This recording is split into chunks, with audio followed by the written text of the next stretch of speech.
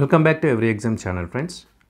ఈరోజు వచ్చినటువంటి current affairs అన్నింటినీ ఎక్స్ప్లెయిన్ చేస్తూ పోటీ పరీక్షలకు ప్రిపేర్ అవుతున్నటువంటి ఉద్యోగార్థులకి అవసరమయ్యే విధంగా విద్యా ఉద్యోగ సమాచారాన్ని ఒక్కచోట చేర్చి ఈ వీడియో రూపొందించడం అయితే జరిగింది. సో ఖచ్చితంగా యూస్ఫుల్ కంటెంట్ అనేది అయితే ఉండబోతుంది. సో ఎక్కడ స్కిప్ చేయకుండా ఎండ్ వరకు చూడండి. So let's start the video.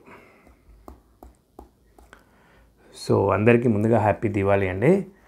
So ఇక్కడ మనం చూసుకున్నట్లయితే ఈ కోకాపేట గోల్డెన్ మైల్ రోడ్లోని 236 మీటర్ల ఎత్తైన నివాస భవనం సాన్ క్రౌన్ నుంచి విరజిమ్మిన తారాజువులు మిరుమిట్లు గొలుపుతూ నక్షత్రాలతో పోటీ పడ్డాయి. జస్ట్ హ్యాపీ దివాళీ చెప్దామని యాడ్ చేశానండి. అండ్ కొత్త ధరానికి కొంగొత్తగా. సో ఇక్కడ ఒక ముఖ్యమైన అప్డేట్ అండి. తెలంగాణ పబ్లిక్ స్కూల్స్ అని చెప్పేసి ఒక న్యూ కాన్సెప్ట్ వచ్చింది కదండి. సో తెలంగాణ పబ్లిక్ స్కూల్స్ దీంట్లో మొట్టమొదటగా ఏర్పాటు చేయబడినటువంటి తెలంగాణ పబ్లిక్ స్కూల్ వచ్చేసి ఆరుట్ల అండి. సో ఈ ఆరుట్ల అనేటువంటిది మీకు ఇంపార్టెంట్ బిట్ అవుతుంది. సో రాష్ట్రంలో తెలంగాణలో తొలి తెలంగాణ పబ్లిక్ స్కూల్. సో ఇక్కడ న్యూస్ చూసుకున్నట్లయితే ఇప్పటి వరకు పల్లె నుంచి పట్టణాలకు, నగరాలకు, బస్సుల్లో పాఠశాలలకు, కళాశాలలకు విద్యార్థులు వెళ్ళడం చూసాం. అందుకు భిన్నంగా పట్టణం నుంచి విద్యార్థులు ఓ గ్రామంలోని బడికి స్కూల్ బస్సులో వస్తున్నారంటే మీరు నమ్ముతారా? ప్రభుత్వ బడిలో ఫుట్బాల్, బాస్కెట్బాల్ కోర్టులు ఉన్నాయంటే ఆశ్చర్యపోకుండా ఉండగలరా? గత ఏడాది 760 మంది పిల్లలు చదువుకున్నటువంటి ఒక ప్రభుత్వ పాఠశాలలో ఈసారి ఏకంగా 840 మంది కొత్తగా చేరారంటే ఎలా జరిగిందని అడగకుండా ఉంటారా? సో ఇలాంటి ఎన్నో ప్రశ్నలకు నమ్మలేని నిజాలకు విశిష్టతలకు ఒక్కటే సమాధానం. రంగారెడ్డి జిల్లా మంచాల మండలంలోని ఆరుట్ల ప్రభుత్వ పాఠశాల. ఇది అండి మీరు గుర్తుపెట్టుకోవాల్సిన బిట్. సో మొట్టమొదటి Telangana public school Arutla, okay, Manchala మండలం, రంగారెడ్డి జిల్లా మంచాల మండలం, ఆరుట్ల ప్రభుత్వ పాఠశాల. ఇక్కడ నర్సరీ నుంచి ఇంటర్ వరకు ఒకే ప్రాంగణంలో, అది ఆంగ్ల మాధ్యమంలో పాఠాలు బోధిస్తారు. సో ఎన్నెన్నో ప్రత్యేకతలతో తెలంగాణ పబ్లిక్ స్కూల్ ఏర్పాటు చేయాలన్న ప్రభుత్వ నిర్ణయం కార్యరూపం దాల్చుతూ ఎంతో టీవీగా దర్శనమిస్తుంది ఈ పాఠశాల. సో ఏకంగా 70 నుంచి 80 మంది ప్రభుత్వ ఉద్యోగులైన టీచర్లు, పోలీసులు, ఆర్టీసీ సిబ్బంది పిల్లలు ఈ ప్రభుత్వ పాఠశాలలో చదువుతుండడం విశేషం. సో ఈ ప్రీ ప్రైమరీ తరగతి గది చూసారు కదా. ప్రీ ప్రైమరీ అంటే ఫస్ట్ కంటే ముందు నర్సరీ, ఎల్కేజీ, యూకేజీ అంటారు కదా. సో అది. సో ఇంటర్నేషనల్ పాఠశాలలకు దీటుగా ఆరుట్ల పాఠశాల తెలంగాణలో తొలి Telangana public school. So TPS అని చెప్పేసి కొత్త కాన్సెప్ట్ వస్తుంది. సో ఫండ్స్ కూడా రిలీజ్ చేయడం జరుగుతుంది.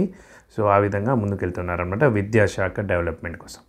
నెక్స్ట్ తన్వీకి రజతమే. నిన్న మనం చూసుకున్నాం కానీ తన్వీకి రజతమే అంటే నిన్న ఖచ్చితంగా ఒక కప్ అయితే కన్ఫామ్ అని చెప్పేసి తెలుసు, ఎందుకంటే సెమీఫైనల్స్కి వెళ్ళిపోయింది. సో ఈ నిన్నటి మ్యాచ్లో కనుక గెలిచి ఉంటే తనకు గోల్డ్ వచ్చేది. సో నిన్న ఓడిపోయింది కాబట్టి సిల్వర్ వచ్చింది. ఎనీవే 17 ఇయర్స్ తర్వాత మనకి వచ్చినటువంటి పథకం అనమాట. లాస్ట్ సైనా నెహ్వాల్కి ఉందనుకుంటా ఈ పథకము. సో ఇప్పుడు న్యూస్ కనుక చూసుకున్నట్లయితే సంచలన ప్రదర్శనతో ప్రపంచ జూనియర్ బ్యాడ్మింటన్ ఛాంపియన్షిప్లో ఫైనల్ చేరినటువంటి భారత యువ షట్లర్ తన్వీ శర్మ గుర్తుపెట్టుకుంది. పసిడి పథకం గెలవలేకపోయింది. ఫైనల్లో ఓడిన ఆమె రజతంతో సరిపెట్టుకుంది. ఆదివారం ఆసక్తికరంగా సాగిన బాలికల సింగిల్స్ తుది పోరులో 16 ఏళ్ల తన్వి 7-15, 12-15తో అన్యాపత్ థాయిలాండ్ చేతిలో ఓడిపోయింది.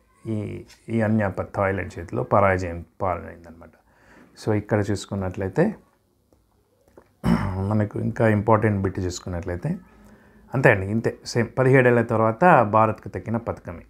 17 ఏళ్ల తర్వాత చివరగా 2018లో సైనా నెహ్వాల్ ఈ టోర్నీలో స్వర్ణం సాధించింది. సో 17 ఏళ్ల క్రితం స్వర్ణం సాధించింది. సో మళ్ళీ మనకు ఈ యొక్క ఛాంపియన్షిప్లో వచ్చినటువంటి పథకం సిల్వర్ అన్నమాట, రైట్. సో ప్రపంచ జూనియర్ బ్యాడ్మింటన్ ఛాంపియన్షిప్ గుర్తుపెట్టుకో. సౌరశక్తిపై అనాసక్తి. సో ₹78,000 రాయితీ ఇస్తామన్న ముందుకు రాని జనం. రాష్ట్రంలో సూర్యగర్ కింద రెండేళ్లలో 19,985 ఇళ్లపైనే సౌర ఫలకాల ఏర్పాటు.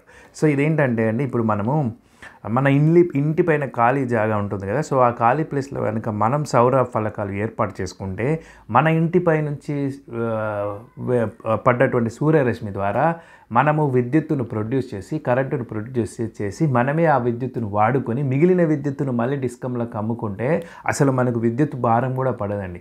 మళ్ళీ ఇటువంటి దానికి ఎందుకు ఎంకరేజ్ చేస్తుందంటే గవర్నమెంట్, ఇది పునరుత్పాదక శక్తి వనరు. అంటే దీనివల్ల ఎటువంటి పొల్యూషన్ ఏర్పడదు, మరియు ఇది తరిగిపోనటువంటి ఉన్నటువంటి వనరు. సూర్యరశ్మి అనేది ఎప్పటికీ తరిగిపోదు కానీ సో అటువంటి వాటి గురించి మన యొక్క ప్రభుత్వం కానీ కాప్ సదస్సులో ఉన్నటువంటి పర్యావరణవేత్తలు కానీ ఈ యొక్క సహజ వనరుల ద్వారా పునరుత్పాదక శక్తి వనరులపైన ఎంకరేజ్మెంట్ అనేది ఇవ్వడం జరుగుతుంది.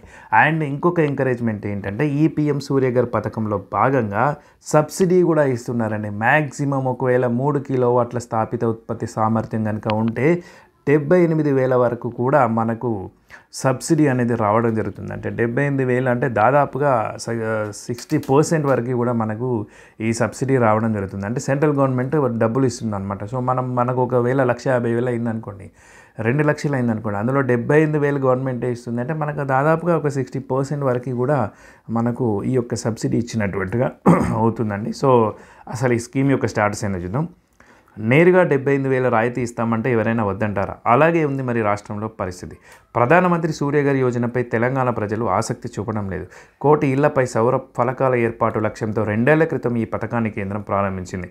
కానీ ఇప్పటి వరకు తెలంగాణలో కేవలం 19,985 ఇళ్లపైనే సౌర విద్యుత్ వ్యవస్థ ఏర్పాటైనట్లు కేంద్ర నూతన పునరుద్ధరణీయ ఇంధన వనరుల మంత్రిత్వ శాఖ తాజా గణాంకాలు స్పష్టం చేస్తున్నాయి.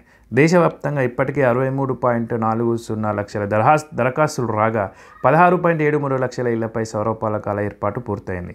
గుజరాత్లో 4.55 లక్షల ఇళ్లపై, కేరళలో దాదాపుగా 1,50,000, ఏపీలో 59,587 ఇళ్లలో ఈ వ్యవస్థ ఏర్పాటైంది. సో మ్యాక్సిమం చూసుకున్నట్లయితే ఇక్కడ గుజరాత్లో ఏర్పాటు చేసుకున్నారండి 4.55 లక్షల ఇళ్లపై. నెక్స్ట్ తర్వాత కేరళలో 1,50,000, తర్వాత ఏపీలో 59,587 ఇళ్లలో ఈ వ్యవస్థ ఏర్పాటైంది. ప్రతి ఇంటికి కరెంటు బిల్లు ఎంత మేర ఆదా అవుతుందనే అంశాన్ని ప్రజలకు సరిగా వివరించకపోవడంతో పథకం అమల్లో వెనుకబడినట్లు అధికారులు చెప్తున్నారు. సో ఇదండి. ఇక్కడ చూసుకున్నట్లయితే ఇక్కడ ఈ పథకం కింద ఒక ఇంటిపై 3 కిలోవాట్ల ఉత్పత్తి సామర్థ్యంతో సౌర ఫలకాలను ఏర్పాటు చేస్తే నేరుగా 78,000 రాయితీని ఎంఎన్ఆర్ఈ అంటే ministry of new and renewable energies అనమాట, ఇంటికి యజమాని బ్యాంకు ఖాతాలో వేస్తుంది. సో 3 కిలోవాట్లది అయితే మట్టుకి మీకు 78,000 రాయితీ వస్తుంది. అదే తొలి 2 కిలోవాట్లకు అయితే మాత్రం 60,000 వస్తుంది అనమాట. సో 3 కిలోవాట్కి ఒక 18,000 ఇస్తుంది. అంటే ఫస్ట్ 2 కిలోవాట్లకి 30,000 చొప్పున ఇస్తుంది. ఒకవేళ మీ ఇంట్లో 1 కిలోవాట్ సరిపోతుంది అనుకుంటే 30,000 రాయితీ వస్తుంది. 2 కిలోవాట్లు అనుకుంటే 60,000 రాయితీ వస్తుంది. సో మ్యాక్సిమం గృహ వినియోగానికి అంటే బేసిక్ నీడ్కి అయితే ఒకటి సరిపోతుందండి. ఒకవేళ ఏసీ కొంచెం ఇట్లా ఒక 2-3 రూమ్లలో ఏసీలు అట్లా ఉన్నట్టయితే ఒక 2 ఏసీలు అలా ఉన్నట్టయితే 2 కిలోవాట్స్ తీసుకోవాల్సిన పరిస్థితి ఉంటుంది. 1 కిలోవాట్ సామర్థ్యం గల సౌర ఫలకాలకు ఇంటిపై ఏర్పాటు చేస్తే రోజుకు సగటున 4 యూనిట్ల కరెంటు ఉత్పత్తి అవుతుందని ఎంఎన్ఆర్ఈ అంచనా. చూసారా, 1 కిలోవాట్ అయితే 4, 2 కిలోవాట్లు అయితే 8. సో ఈ రకంగా చూసుకున్నా మనం ఒకవేళ 240 యూనిట్స్ లోపు కనుక 200 to 240 యూనిట్స్ కరెంట్ కనుక కాలుతుంది అనుకోండి మనకి, అప్పుడు మనం 2 కిలోవాట్స్ చూసుకోవాలి. ఒకవేళ 120 యూనిట్స్ లోపు కనుక ఉందనుకోండి, 1 యూనిట్ 1 కిలోవాట్ది సరిపోతుంది అనమాట. సో ఈ విధంగా ఈ యొక్క స్కీము ఇది గుర్తుపెట్టుకో. నెక్స్ట్ ఒక రైట్స్ సంస్థలో సాంకేతిక కొలువులు అని చెప్పేసి ఒక జాబ్ నోటిఫికేషన్ అండి. గుడ్గావ్లోని Royal India technical and economic services limited 600 senior technical assistant పోస్టులకి భర్తీ చేయనుంది. ఒప్పంద ప్రాతిపదికన ఏడాది కాలానికి ఎంపిక చేస్తారు. దీన్ని పొడిగించే అవకాశం ఉంది. సో ఇదండి సాంకేతిక అభ్యర్థులకి. చూసుకోండి, మీరు ఫేజ్ 1లో రాత పరీక్షలో 125 ప్రశ్నలతో ఆబ్జెక్టివ్ విధానంలో ఉంటుంది. ప్రశ్నకు 1 మార్కు, నెగిటివ్ మార్కింగ్ లేదు, రైట్. సో ఫేజ్ 2లో సర్టిఫికేట్ వెరిఫికేషన్ అనేది ఉంటుందన్నమాట. రాత పరీక్షలో సాధించిన మార్కులు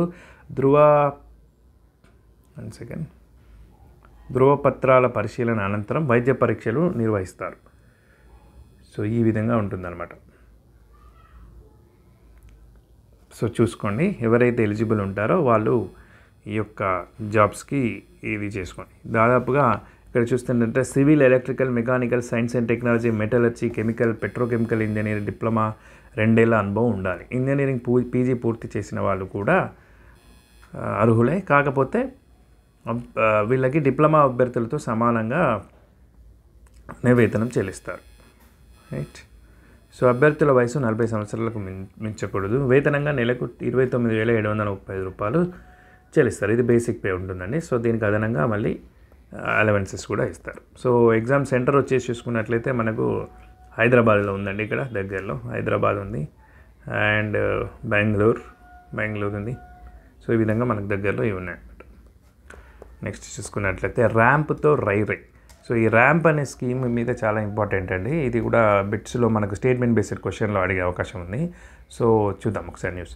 పారిశ్రామిక వృద్ధి కోసం కేంద్ర ప్రభుత్వం ప్రవేశపెట్టిన ramp, raising and accelerating MSME performance. So ఇది వెరీ వెరీ ఇంపార్టెంట్ అండి, మీకు బిట్స్లో రావచ్చు. Raising and accelerating MSME performance ramp. దీన్ని ఎప్పుడు స్టార్ట్ చేశారంటే 2022లో స్టార్ట్ చేశారని పథకాన్ని ప్రవేశపెట్టింది. అనుకున్న స్థాయిలో పరిశ్రమలు వినియోగించుకోవడం లేదు. ఏమిటి పథకం? 2022లో కేంద్ర ప్రభుత్వం ర్యాంప్ పథకాన్ని ప్రవేశపెట్టింది.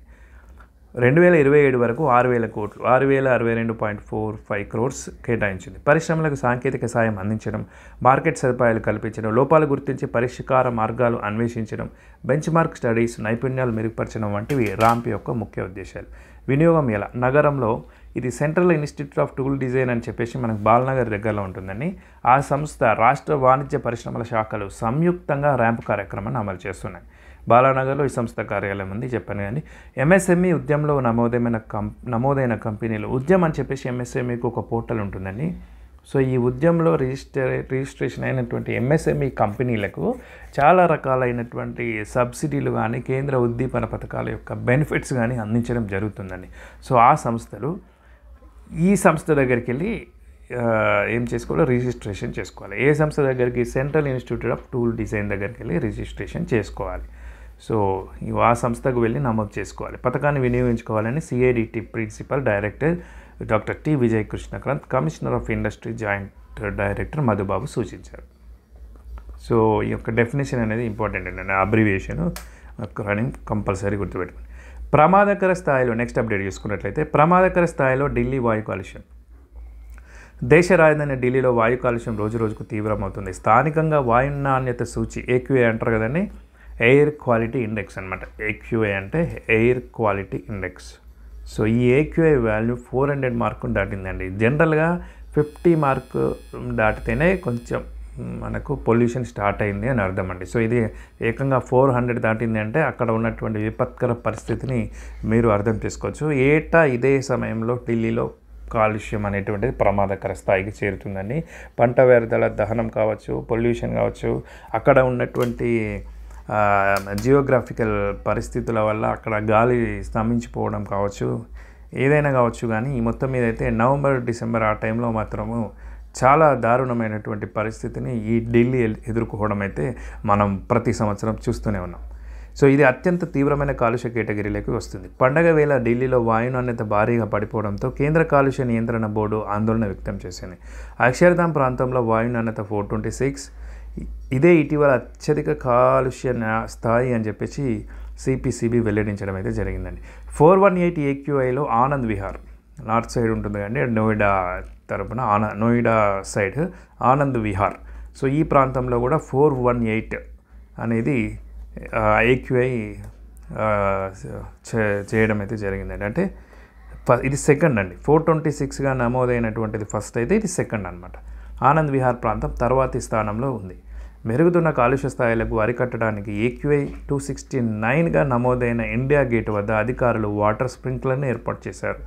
సో ఆ యొక్క డస్ట్ పార్టికల్ కరిగిపోయే విధంగా లేకుంటే పైకి వెళ్ళే విధంగా ఉంటాయన్నమాట. కొన్ని ఎయిర్ ప్యూరిఫైయర్స్ కూడా పెద్ద పెద్ద హోటల్స్లో ఈ యొక్క ఎంపీ భవనాలలో కానీ ఆ యొక్క పార్లమెంట్ సైడ్ కానీ ఏర్పాటు చేయడం అయితే ఈ మనము డీహ్యూమిడిఫైయర్స్ మేబీ సమ్మర్ టైంలో, ఎందుకంటే ఢిల్లీలో వెదర్ అనేటువంటిది చాలా డిఫరెంట్గా ఉంటుందండి.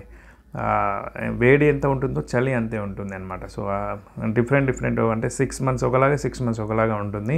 ఎటైనా బయటికి వెళ్ళాలి, ఏదైనా చేయాలి అనుకుంటే మాత్రము మార్చి నెల మరియు అక్టోబర్ నెల అక్కడ చాలా కొంచెం కంఫర్టబుల్గా ఉంటుందన్నమాట. సో గేట్ వద్ద అధికారులు వాటర్ స్ప్రింక్లర్లను ఏర్పాటు చేశారు. రాజధానిలోని 38 వాయు పర్యవేక్షణ కేంద్రాల్లో 9 ఇప్పటికీ అత్యంత పేలవమైన కేటగిరీలోకి వచ్చాయి. ఆదివారం కనిష్ట ఉష్ణోగ్రత 20.6 degreesగా నమోదైంది. ఇది సాధారణం కంటే 22.2 degrees అధికం. అంటే గ్లోబల్ వార్మింగ్ జరుగుతుందండి. అంటే ఏంటంటే రాను చలికాలంలో కూడా ఉష్ణోగ్రత పెరిగిపోతుంది, అదేవిధంగా పొల్యూషన్ కూడా పెరిగిపోతుంది. దీపావళి పండుగ నేపథ్యంలో పెద్ద మొత్తంలో టపాసులు కాల్చడం, పొరుగు రాష్ట్రాల్లో పంట వ్యర్థాల దహనం వల్ల వాయు నాణ్యత మరింత క్షీణించే అవకాశం ఉన్నట్టుగా అధికారులు అంచనా వేశారు. ఇది మరింత క్షీణించకుండా నిరోధించేందుకు GRAP-1 నిబంధనలను వెంటనే అమలు చేయాలని ఎప్పటికప్పుడు పర్యవేక్షించాలని సూచించారు. సో ఈ GRAP నిబంధనలు ఏంటంటే అండి, అక్కడ డీజిల్ జనరేటర్స్ కానీ ఇవన్నిటి మీద కొన్ని రోజులు ఆంక్షలు విధిస్తారనమాట. సో కన్స్ట్రక్షన్ యాక్టివిటీస్ కావచ్చు, అండ్ ఇప్పుడు ఇంకా కొన్ని ఉంటాయండి, సరీ బేసి విధానం కూడా ఉంటుంది కదా వెహికల్స్, మరి అది ఇందులో ఇంక్లూడ్ చేశారో లేదో తెలియదు. కొన్ని సరీ బేసి విధానం కూడా ఉంటుందన్నమాట. ఏ రోజు ఏ తేదీ రోజు మన వెహికల్ నెంబరు కనుక, ఇప్పుడు సరి తేదీ రోజు మన వెహికల్ నెంబర్ సరి అయితే ఆ సరి వెహికల్ నెంబరే తీయాల్సిన పరిస్థితి ఉంటుందన్నమాట. సో అది ఈ యొక్క కొన్ని నిబంధనలు అనేటువంటివి ఈ టైంలో ఖచ్చితంగా ఒక 1-2 మంత్స్ లేకుంటే 3 మంత్స్ వరకు కూడా అవి అప్లికేబుల్ అవుతాయండి. నెక్స్ట్ చూసుకున్నట్లయితే నెక్స్ట్ అప్డేట్, కానిస్టేబుల్ నుంచి గ్రూప్ 2 అధికారిగా గ్రామీణ యువతి స్ఫూర్తిదాయక జీవితం. చూడండి, జాబ్ చేస్తూనే, నిన్న కూడా మనం అప్డేట్లో చూసాము, జాబ్ సంపాదించిన అభ్యర్థులను మనం గమనించాము. సో ఈ అప్డేట్ కూడా అదే కోవలోకి వస్తుంది. నాన్న పరిశ్రమలో కార్మికుడు, ఆర్థిక పరిస్థితి అంతంతే. ప్రభుత్వ బడిలో చదువుకున్న ఈ యువతి కానిస్టేబుల్ స్థాయి నుంచి గ్రూప్ 2 అధికారిగా ఎంపికైంది. కేశంపేట పోలీస్ స్టేషన్లో కానిస్టేబుల్గా చేస్తున్న ఉమా కొత్తూరు గ్రామానికి చెందిన గాలిగాని యాదయ్య మూడో కుమార్తె. 2018లో కానిస్టేబుల్గా ఎంపికై విధులు నిర్వహిస్తూనే గ్రూప్ 1లో 3 సార్లు క్వాలిఫై అయినా మెయిన్స్ 3లో తప్పింది. సో ఈమె గ్రూప్ 1లో కూడా దాదాపుగా 3 సార్లు క్వాలిఫై అయిందంటండి ప్రిలిమ్స్కి, మెయిన్స్ తప్పింది. ఎస్ఐ కూడా స్వల్ప మార్కుల తేడాతో చేజారింది.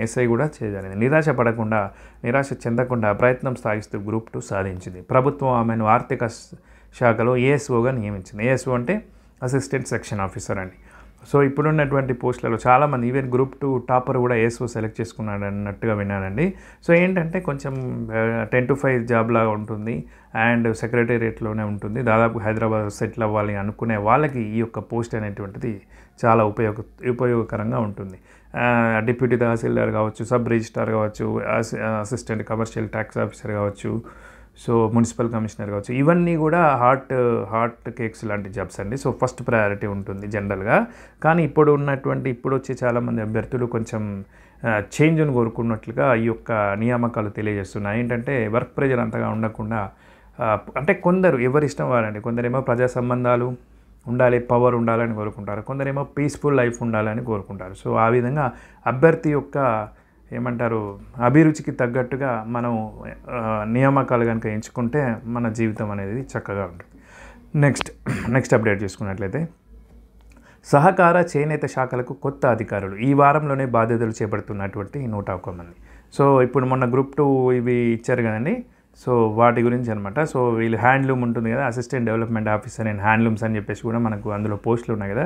సో గ్రూప్ 2కి ఎంపికైన వారిలో 63 మందిని సహకార శాఖ సహాయ రిజిస్ట్రార్లుగా, ఇది కోఆపరేటివ్ అండి, ఇది మనకు 3rd నెంబర్ 4th నెంబర్ ఉంది, assistant registrar in cooperative development అంటారు కదా, అందులో 63 మంది, అండ్ హ్యాండ్లూమ్ అసిస్టెంట్ డెవలప్మెంట్ ఆఫీసర్స్గా 38 మెంబర్స్. చూడండి, చేనేత శాఖ సహాయ అభివృద్ధి అధికారులు, వాటిలో 38 మెంబర్స్ని నియమిస్తూ ఆదివారం రాష్ట్ర ప్రభుత్వం ఉత్తర్వులు జారీ చేసింది.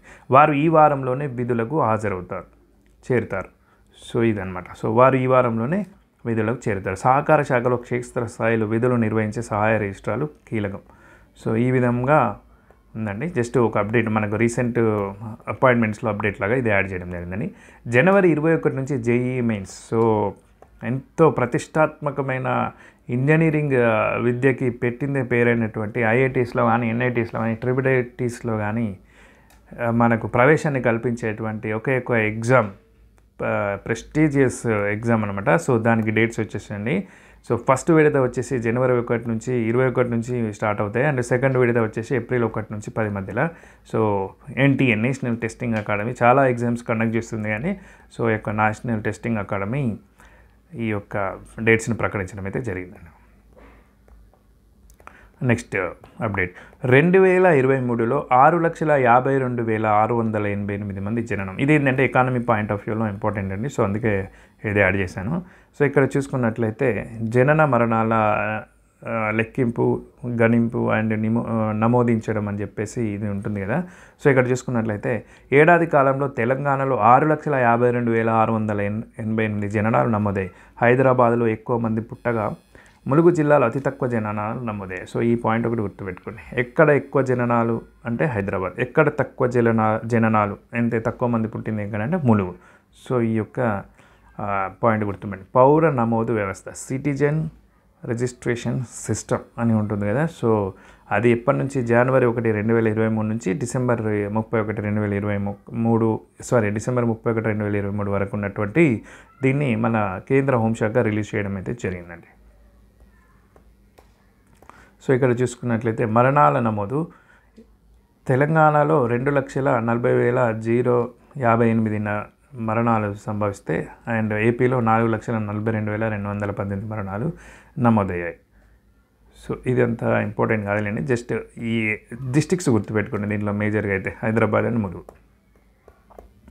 నెక్స్ట్, ట్రంప్నకు వ్యతిరేకంగా నిరసనలు, ఏఐ వీడియోలతో వెక్కిరించిన అధ్యక్షుడు.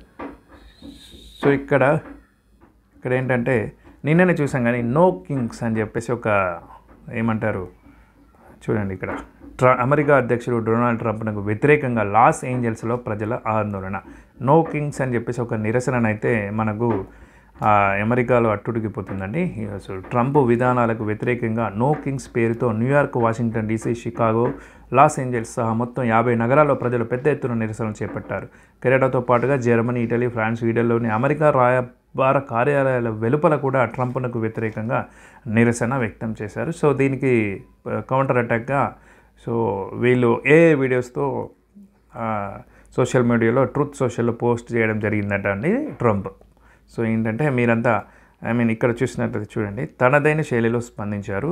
తనకు వ్యతిరేకంగా నిరసన చేపడుతున్న ప్రజలను వెక్కిరిస్తూ పలు కృత్రిమమైన వీడియోలను సోషల్ మీడియాలో పోస్ట్ చేశారు. అది Trump. Next, word of the day. ఈరోజు యొక్క వర్డ్ ఆఫ్ ద డే చేసుకుంటే మొరోస్ అంటే విచారంగా చిన్నబుచ్చుకున్న. సో గ్లూమీ, విచారవదనంతో ఉంటారంటారు కదా ఏదైనా కొన్ని సంఘటన జరిగినప్పుడు. మెలంచోలీ, సో ఏమీ లేకుండా ఆలోచిస్తూ అలా కూర్చుండిపోతాం కదా విచారవదనంతో, సో మెలంచోలీ అంటారు. సో అదనమాట. సో విచారంగా చిన్నబుచ్చుకున్న meaning. Morose is an adjective అంటే విశేషణం, ఒక గుణాన్ని తెలుపుతుంది అనమాట. That describes someone who is gloomy, silent or ill tempered. So బాధపడుతున్నటువంటి వ్యక్తి. యాంటోనిమ్ వచ్చేసి చీర్ఫుల్, జాయ్ఫుల్, సంతోషకరంగా ఉన్నటువంటి సిచ్యువేషన్స్ యాంటోనిమ్స్.